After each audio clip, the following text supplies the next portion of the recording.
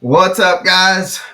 Us at Deck Talk Podcast and our phenomenal team that does our social media marketing and our artwork for the Deck Talk Podcast. We all are going to the Bassmaster Classic in Fort Worth, and we're excited to say, but we have a huge giveaway that we are giving away with one of our sponsors, and it is a phenomenal giveaway. Norman, what is our giveaway?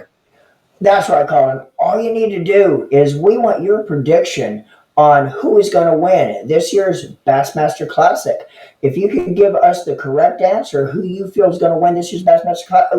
Also, keep in mind that to win, you have to be the first person to get the correct answer of who's going to win this year's the 2025 Bassmaster Classic and what we're going to give away. We are giving away a 50 count bag of super swimmers, bruiser bait super swimmers, as well as a 50 count bag of 6-inch big six. So you can't win if you don't play. So make sure we want to see everybody's comment on your prediction of who is going to win this year's Bassmaster Classic. Be the first to guess it right, and you're going to win this pretty cool prize pack. Heck yeah. Now, we're going to go, and I want everybody to tell who they think is going to win. So I'll start with, let's just go with Dustin and let Jen kind of ponder about it. But Dustin, who do you think is going to win the Classic this year? Oh boy, it's a toss up. You got some big sticks down there, especially with it being down in Texas this year. And we got a couple Texas giants down there. You got Lee Livesey, you got Ben Milliken. We also have Trey McKinney. He did great down there at Lake Fork, and he ended up winning the tournament down there. If it was me, I don't know. I want to go with my boy, the Nebraska boy, Ben Milliken. But I think I'm going to go with Lee Livesey. Oh, I think. You know what? I'll change it up. I'll go with Ben Milliken. I'll stick with my Nebraska roots, and we'll stick with Ben Milliken. You did see what he posted, didn't you? I've been following stuff. He's been catching things. Yeah, he posted that he's not going to bring in a fish that is smaller than 6 pounds. He's hunting for 6 and 7 pounds. I know. He'd probably do it. He'd be the guy. They got those. One of his companies, the 6 Cents Lure Company, has been coming out with these baits, and him and Josh Jones Fishing, they've been slamming some fish. So yeah. I mean, they know how to catch them down in Texas. So that's kind of why I decided to stick with my Nebraska boy and go with Ben Milliken. Yeah, there's a toss up between him and Lee Livesey, but I'll stick with Ben. That's good. That was one of the persons that I was thinking, but I'm going to stick with my initial, and when it comes to me, I will let y'all know. So, Jen, the pressure's on. Well, Dustin and I talked about it. We've actually, we've gone to a few Bassmaster Classics, and we've met some of these anglers. And so when we went through the list, I was going with Lee Livesey because he's a Texas guy. I feel like he's going to be our guy it's going to pull through. I really wanted to go with Milliken, but he's got such a chip on his shoulder right now with all the stuff that's been going on. I feel like he's going to be fun to watch. I wanted to go with him, but I thought for sure Dustin was going to pick Milliken, so I picked Lee. But I still have some favorites. Like, I feel like you might have one of the young bucks come up, and I'm trying to think of what his name is. It's Tyler. Yeah, it's Tyler Williams. I think he might. He's a jig fisher, man. He might come in there. But the thing about it, as a rookie, Tyler Williams is an unseen rookie last year, and he did not get the credit that he deserved because he placed in 9 tournaments. He placed in the top 10 8 times, and he had. I read a lot of stuff on him. Yeah. And I mean, he's from Maine, so I mean, and here he is fishing down in Texas and all these other places. I mean, it can't be the same kind of water clarities and temperatures and all that layouts. I mean, it's got to be a different type of fishing for him to learn to fish all these areas. He's going to do really good. And watching him throw a jig, that's one of my favorite things to do. Way back in the day was throwing a jig, and he sticks to it, and he caught some tanks doing it. Isn't he the one that won Lake Fork last time? No, that's Trey McKinney. No, Trey. That's Trey. McKinney, yeah. So I picked Trey too. I picked Trey simply because he's familiar and he won all. They're at like 44. It is Ray Roberts is a little bit different than Fort. Yeah. But it's going to be similar. It will fish a little bit similar. So, Norman, that's what we kind of usually see is a lot of our friends that fish down in Texas. They'll fish those areas and those lakes. If they're biting at Fort the same way, you can go to Ray Roberts and they're going to be biting about the same way as well. Exactly. So, Norman, brother, who do you think is going to get it? Well, I'll tell you what. You know what? I've pondered a little bit about this, and my gut instinct, and if I went with my gut, of course, Jen and Dustin's already talked about this, I would go with Lee Livesey. Even though Lake Ray Roberts is not Lee's home lake, considered his home lake, he's still a Texas boy. He's still from Texas. The Bassmaster Classic is in Texas. So my gut instinct would be Lee. He always does great when it comes to these Texas fisheries. But I'm going to throw a little bit of a curveball.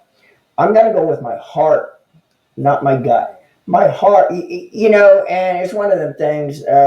Growing up, fishing all my life, going for over 20 years in Florida, fishing a lot of tournaments, a lot of trails in Florida. I've known Roland and Scott for a long time. And I don't think there is anybody out there in the fishing community that don't want to see that handoff. Again, when Roland was fishing in his prime, Roland won everything that BASS had to offer back in the day. The only thing that ever eluded him is the Bassmaster Classic. He's a 7-time Angler of the Year. He has never won the Bassmaster Classic. He's came close. So I think everybody out there wants to see Scott one day and we want it to happen while Roland could still enjoy the moment as well. So my heart is going to go with Scott, and I personally want to see that handoff. And I think I'm an emotional type of person. I think if that ever happens, which it is going to happen one day, and my prediction is this year, just because I'm going with my heart, not my gut.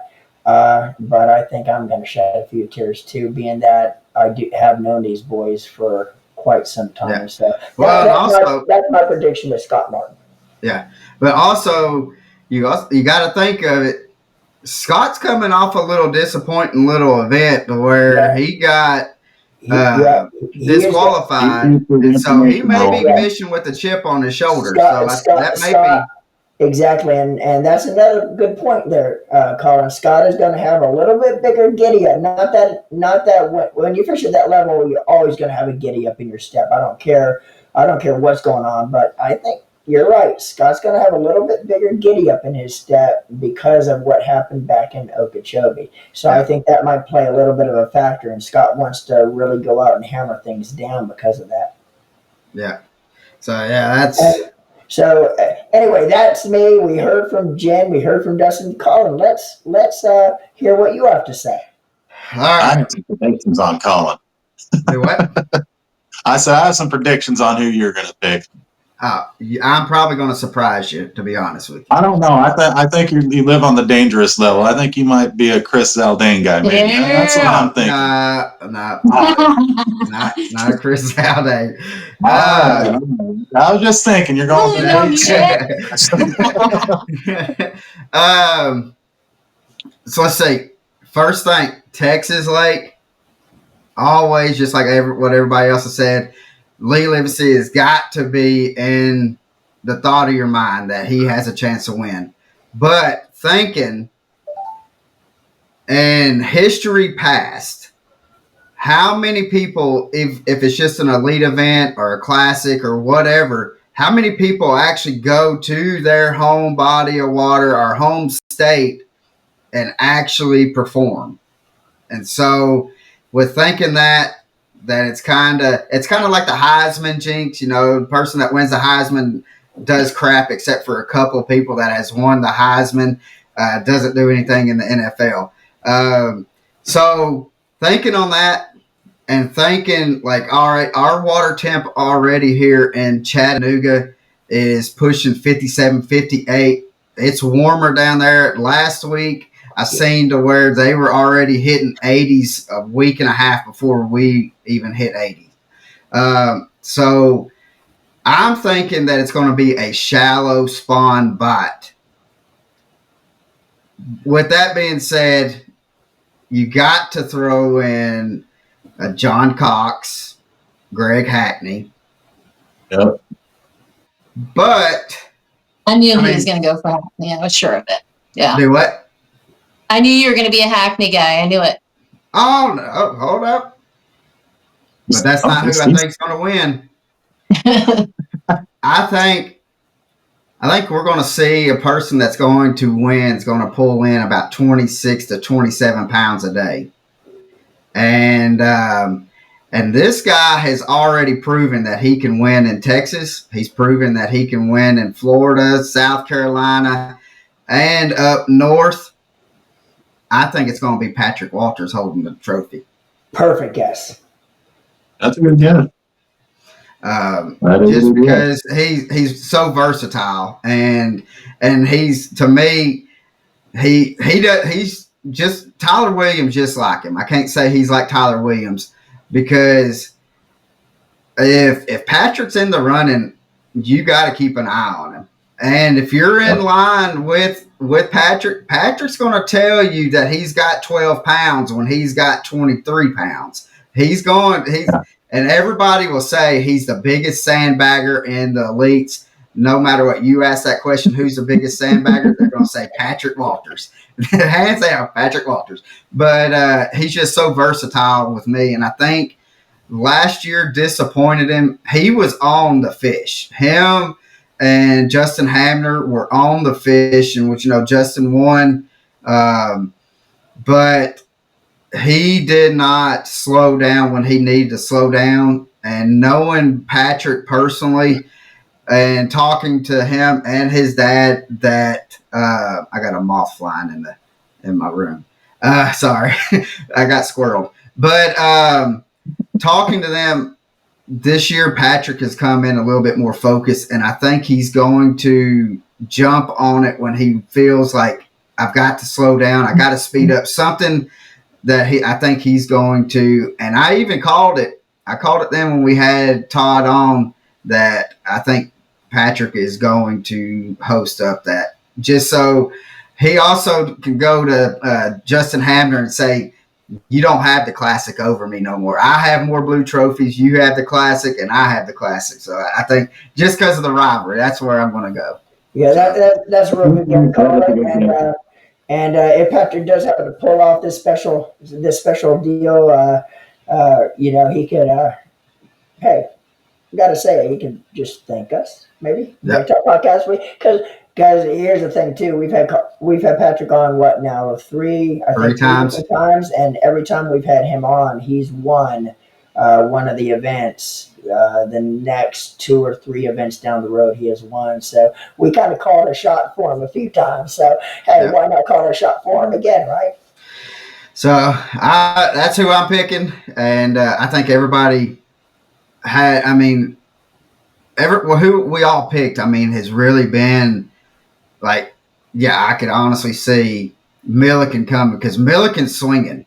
Milliken has, with all the stuff that he has going on with what's happened in Texas and stuff, I think he's going to be. And I mean, he made a post and said, I'm swinging for nothing but 6 and 7 plus pounds. And if I come back to the stage, he says, if I come back to the stage with no fish, that's what I'm going to do. He said, but I'm not going to hold up nothing but. I mean, it's going to be anybody's game, because I mean, looking at the weather, I think the weather is going to have a little cool front come in at the start of it. And when you have a cool front in Texas, the fishing gets better.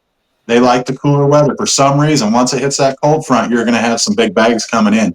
And that's, I mean, we got a list of 56 people that, I mean, they're there for a reason. They earn their spot there. They know what they're doing. And I mean, it can still be anybody's tournament out there. I mean, you got a couple of guys, from Japan. You got Kyoga and Taku, and those guys, they can fish down in Texas. Plus, you guys, it's Texas. It's a matter of who gets the biggest bag. Like, it could be anybody's game, I think. One bite can change the whole game.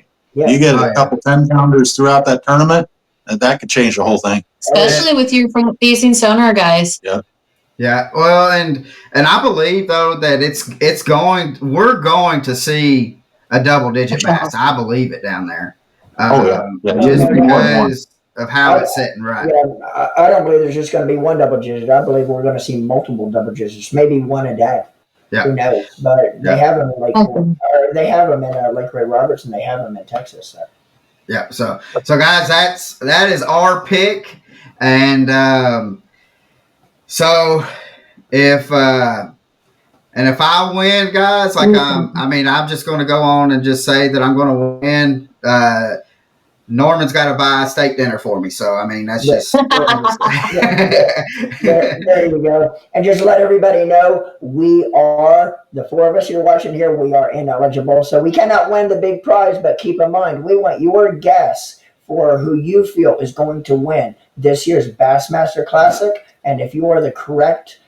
Give the correct answer or the correct winner, and you are the first to do it. Remember, we're only going to have one winner. You have to be the first to comment the correct answer on who's going to win this year's Bassmaster Classic. You're going to walk away with this pretty cool Bruiser Bait prize pack. Yep. So anyway, make sure you get your comments in at the bottom of this video.